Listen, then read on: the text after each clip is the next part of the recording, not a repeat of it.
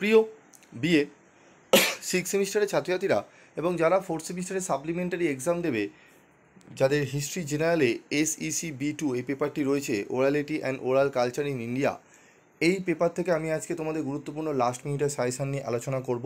যে প্রশ্নগুলো বলবো সেগুলো ভালো করে যদি তোমরা অনুশীলন করো, এখান থেকে তোমরা অনেক প্রশ্ন কিন্তু কমন পাচ্ছ। তো চলো কথা না বাড়িয়ে চলে আসছি আমরা মূল আলোচনায়।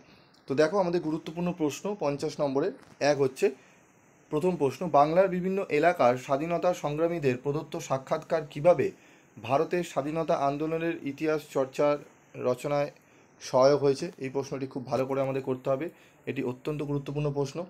তার সাথে রয়েছে দেখো সুশীল ধারা বা সতীশ সামন্তের মতো কিংবদন্তি স্বাধীনতা সংগ্রামীদের সাক্ষাৎকার 42-এর ভারত ছাড়ো আন্দোলনের ইতিহাস রচনায় কিভাবে সাহায্য করেছে?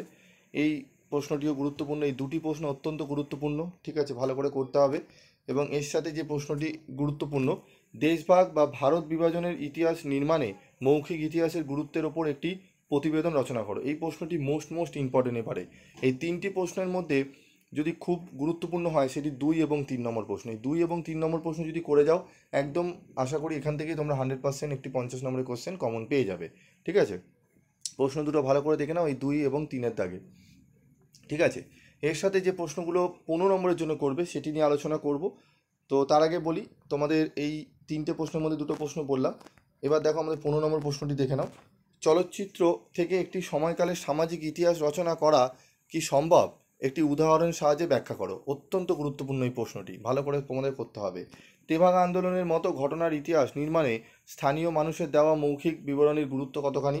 এটিও স্টার মার্ক করা প্রশ্ন। প্রথম তিনটি প্রশ্ন অত্যন্ত গুরুত্বপূর্ণ। পুরনো বাড়ি বা পথঘাটের ছবি কিভাবে একটি এলাকার বিবর্তনের ইতিহাস বুঝতে সাহায্য করে? এই প্রশ্নটি ভালো করে পড়বে।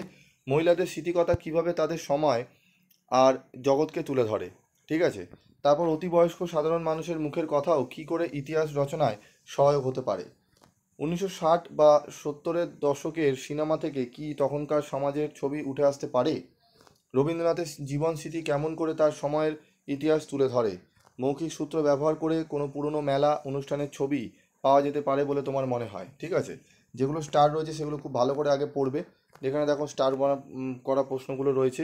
ইতিহাস রচনার কোন কোন ক্ষেত্রে মৌখিক সূত্র ব্যবহারের সুযোগ আছে বলে তোমার মনে হয়? তেভাগা আন্দোলনের মতো ঘটনার ইতিহাস নির্মাণে স্থানীয় মানুষের দেওয়া মৌখিক বিবরণীর গুরুত্ব কতখানি? এই স্টার মার্ক প্রশ্নগুলো ভালো করে পড়বে। পুরনো বাড়ি বা পথঘাটের ছবি কিভাবে একটি এলাকার বিবর্তনের ইতিহাস বুঝতে সাহায্য করে? মহিলাদের স্মৃতিকথা কিভাবে তাদের সময় আর জগৎকে তুলে ধরে? এই প্রশ্নগুলো, ঠিক আছে, স্টার করা প্রশ্নগুলো এগুলোই ভালো করে পড়বে, ঠিক আছে। স্টার করা রয়েছে, দেখে নাও। এই প্রশ্নগুলো ভালো করে তোমাদের কিন্তু পড়তে হবে, ঠিক আছে। এই প্রশ্নগুলো ভালো করে করে নিলে আশা করি এখান থেকে তোমরা কিন্তু কোশ্চেন কমন পেয়ে যাবে। এই চারটি প্রশ্ন যেগুলো স্টার রয়েছে, এই চারটি প্রশ্ন এবং এখানে এই প্রশ্নটি পড়বে, ঠিক আছে। 1 নম্বর এই 5টি প্রশ্ন পড়ে গেলেই 15 নম্বরে এখান থেকে তোমরা একটি 15 নম্বর মিনিমাম কমন পাবে এবং 50 নম্বর একটি কমন পেয়ে যাবে। আজকের মতো ভিডিওটি শেষ করছি, দেখা হচ্ছে পরবর্তী ভিডিওতে। সকলে ভালো থাকবে, সুস্থ থাকবে।